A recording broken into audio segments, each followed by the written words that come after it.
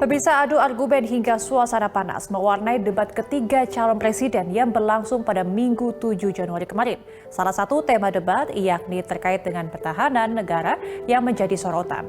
Dua capres mendesak capres nomor urut 2 Prabowo Subianto yang juga menjabat sebagai Menteri Pertahanan untuk membuka data-data pertahanan ke publik. Data yang syarat akan rahasia yang menyangkut keamanan negara.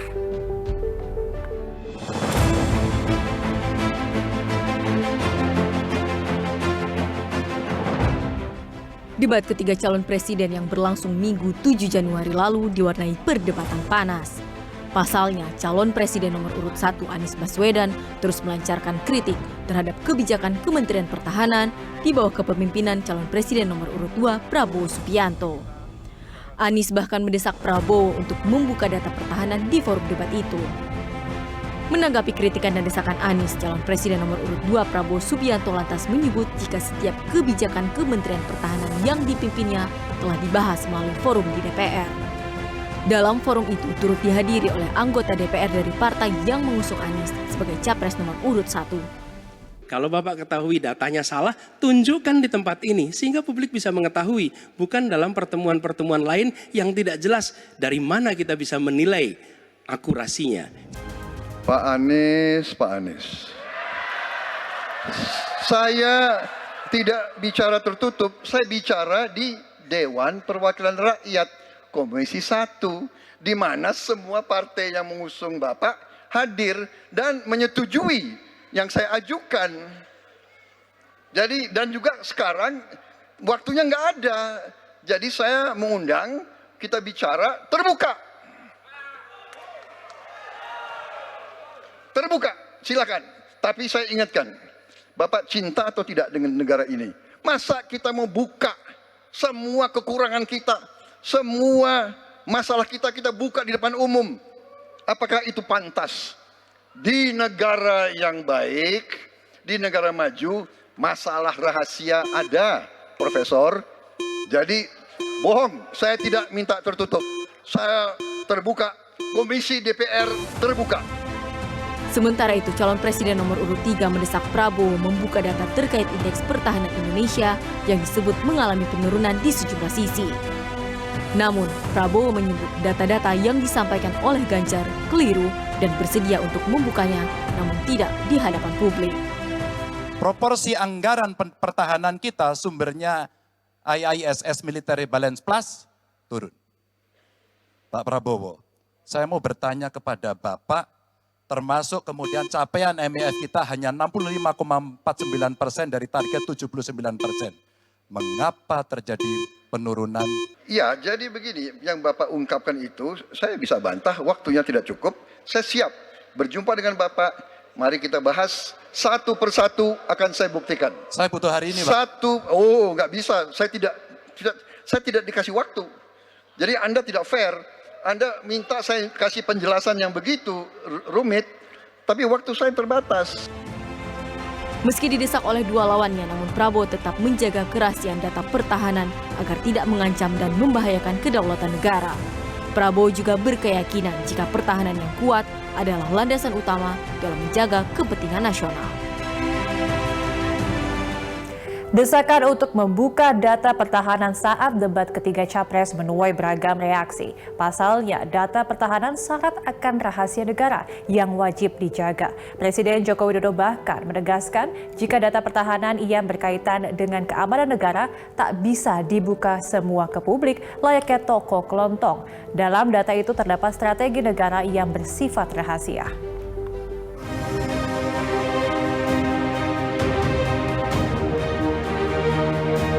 Data-data pertahanan yang diminta dibuka ke publik saat debat ketiga calon presiden 7 Januari lalu mengundang beragam reaksi. Pasalnya, data-data terkait pertahanan dan keamanan syarat akan rahasia negara. Tak ayal hal ini pun membuat Presiden Joko Widodo turut merespons rasa penasaran dua calon presiden yang mendesak data pertahanan negara dibuka ke publik. Desakan ini disampaikan Capres nomor urut 1 Anies Baswedan dan Capres nomor urut 3 Ganjar Pranowo. Presiden Jokowi menegaskan data pertahanan yang berkaitan dengan keamanan negara tak bisa semuanya diungkap ke publik layaknya toko kelontong. Sebab ada data yang harus dirahasiakan lantaran menyangkut strategi negara. Yang berkaitan dengan pertahanan, yang berkaitan dengan keamanan negara, yang berkaitan dengan alutsista itu ada yang bisa terbuka, tapi banyak yang memang harus kita rahasiakan karena ini menyangkut sebuah strategi besar negara. Nggak bisa semuanya dibuka kayak toko kelontong, nggak bisa. Sebelumnya dalam sesi tanya jawab debat ketiga Capres lalu, Capres nomor urut 1 dan 3 mendesak Capres nomor urut 2 yang juga Menteri Pertahanan Prabowo Subianto untuk membuka data pertahanan secara terang-terangan, khususnya terkait minimum essential force serta pengadaan alutsista. Namun Prabowo meminta keduanya untuk duduk bersama berdiskusi di lain kesempatan sebab data-data tersebut berisi rahasia negara yang tak bisa semuanya dibuka ke publik demi keamanan negara.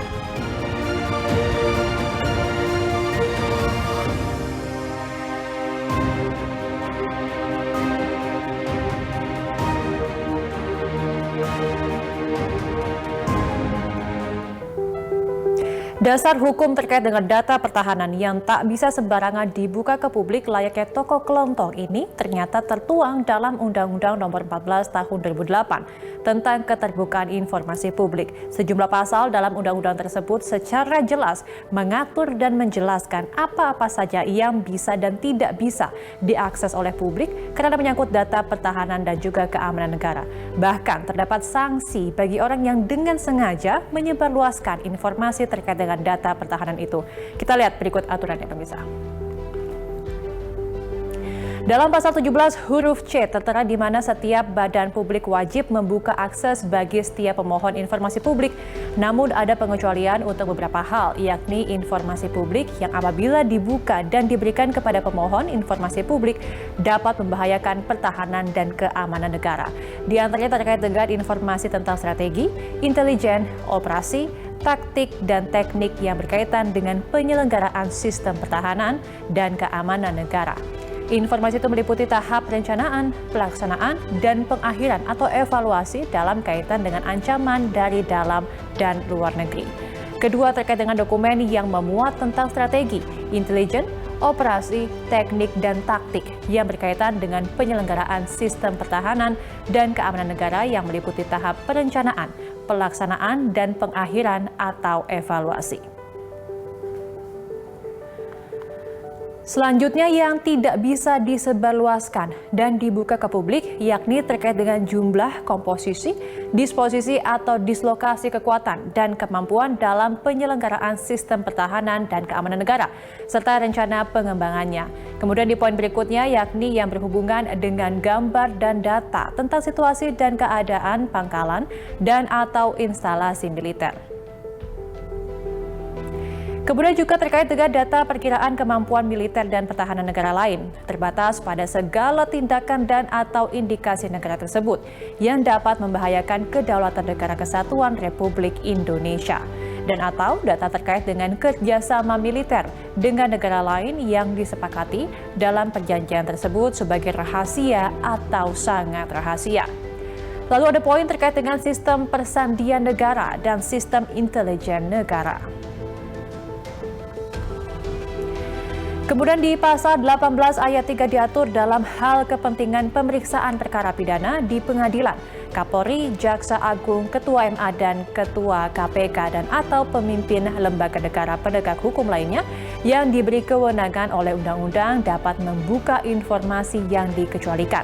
Namun dikecualikan untuk data-data pertahanan dan keamanan negara yang diatur dalam pasal 17 huruf A, B, C, D, E, F, I, dan J. Selanjutnya pemirsa, kita lihat aturan terkait dengan sanksi bagi orang yang menyebarluaskan informasi rahasia negara dalam pasal 54 ayat 2, di mana setiap orang yang dengan sengaja dan tanpa hak mengakses dan atau memperoleh dan atau memberikan informasi yang dikecualikan, sebagaimana yang diatur dalam pasal 17 huruf C dan E, dipidana dengan pidana penjara paling lama 3 tahun dan pidana denda paling banyak 20 juta rupiah. Demikian pemirsa rangkuman dasar hukum yang mengatur perihal keterbukaan informasi yang bisa dan tidak bisa diketahui oleh publik. Menyoal data pertahanan yang tak bisa sembarangan diungkap ternyata berkaitan dengan adanya risiko ancaman yang akan muncul jika pihak lain atau bahkan negara lain bisa mengaksesnya. Khusus untuk alutsista, tak semuanya bisa dibuka secara transparan. Hal ini lantaran menyangkut strategi pertahanan suatu negara. Bahkan tak bisa semua negara anggota PBB membuka transparansi belanja pertahanannya ke publik.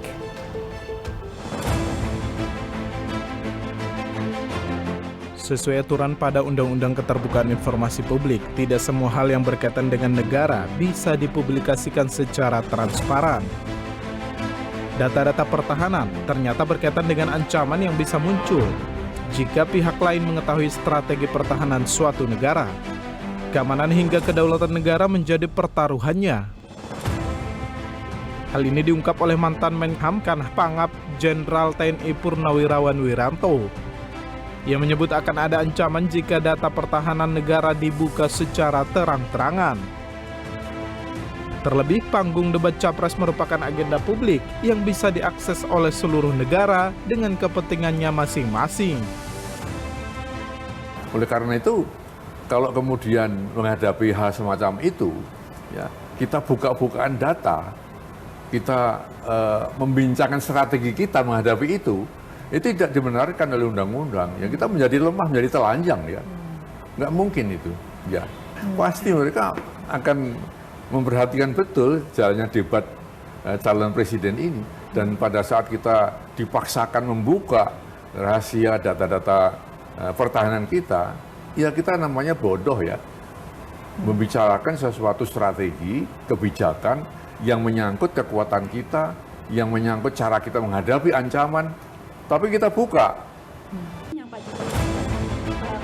Senada dengan Wiranto, Ketua Komisi 1 DPR RI Mutia Hafid menegaskan aturan keterbukaan informasi publik di mana kerahasiaan negara perlu untuk dijaga. Di Undang-Undang Keterbukaan Informasi Publik sendiri menyampaikan bahwa kekuatan strategi itu tidak untuk dibuka ke publik.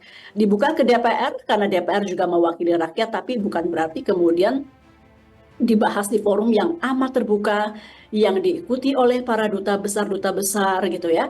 Karena ini kan sesungguhnya adalah kekuatan kita yang tentu kerahasiaannya perlu kita jaga.